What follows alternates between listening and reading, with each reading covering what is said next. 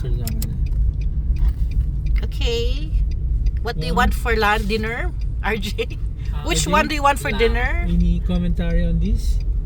These are delicious kebabs. You have livestock on the left side. You have tomatoes on the right side. Yeah.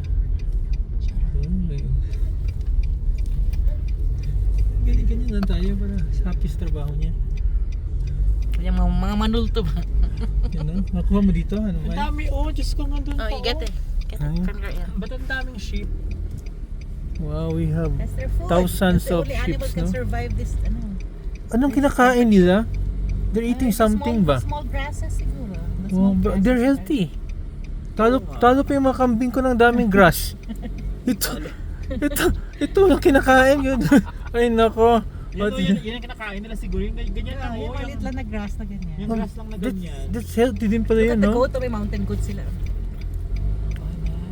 Ganda na. Oh, is that a mountain goat or is a sheep pa rin? Goat, diba? Ganun, no? Goats.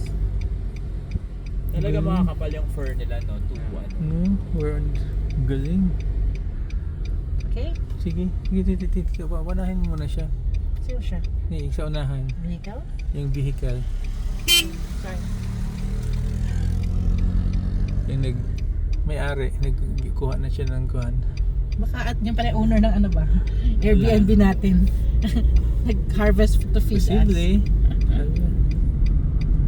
Amaze ako dun sa kuhan ba?